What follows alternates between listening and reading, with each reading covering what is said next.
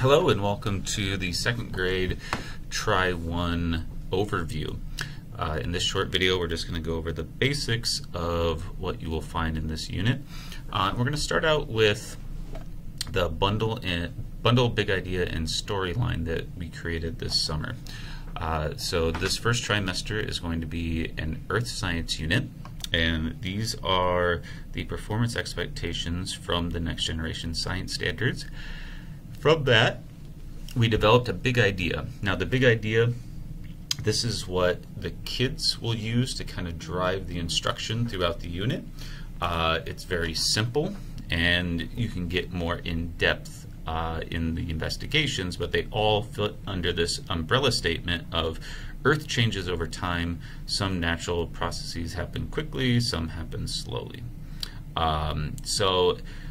After that, we created this storyline. Now this is more for the teachers. Basically, this is a way you can take all of these standards and kind of lump them together into a story that's a little bit more coherent. Now we do understand that these are specific standards that have specific content related to each one, but the ASSIST and the Next Generation Science Standards want you to make connections between standards, not to have them as just individuals out on their own. So the storyline we created is the Earth is constantly changing. Some of these changes occur over thousands or millions of years and are not easily noticeable, and some changes happen very quickly, like volcanoes, earthquakes, and mudslides. One of the major contributors to the physical change of Earth is water. Every place on Earth has water, but it can be found in different forms. Humans have the ability to design solutions to help prevent damage that forces like water and wind create. Alright, so I'm just going to go quickly over this flow chart of your unit.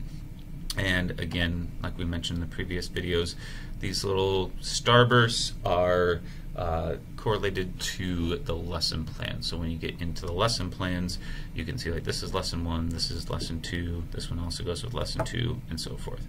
And we have a little key right here to kind of remind you. So the lesson will start out with them watching a number of different videos, and after they watch those videos, and some of those videos are fast changing events like floods and volcanoes. Some of them are things that change over long periods of time.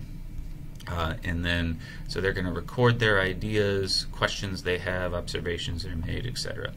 Then, in the next lesson, you'll have a negotiation with the students, and you'll basically just ask them to try to make sense of the videos that they saw.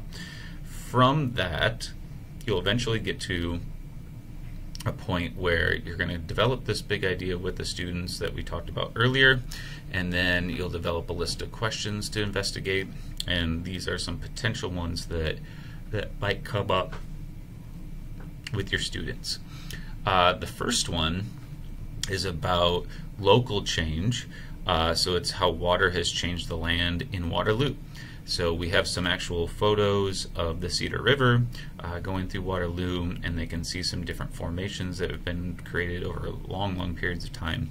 They'll make some observations, collect some data, then they'll have a negotiation trying to make sense of what that data means. Then they'll go and check with the experts, so that's the content piece, that's the reading that we created for them. Then they'll revise their claim, and then eventually have a formative assessment over here. The second unit is just about the Earth changing. This is more long period changes. This one's more about wind. I believe we have some different pictures of like the arches and sea arches and different landforms that have been weathered over long periods of time. They will negotiate their understanding of what they observed here, have a negotiation, go check with the experts, have another negotiation when they'll revise their claim, have another formative assessment. And then the last one is a model, where you're going to model a glacier. You're going to freeze some large chunks of ice in your freezer at school using like an ice cream bucket or something like that. And then you're going to make a model of a glacier where you're going to put it in some sand, and you're going to allow it to melt throughout the day, and it will form a little lake So they're going to, once again, collect data, negotiate it, check with the experts, have another form of assessment.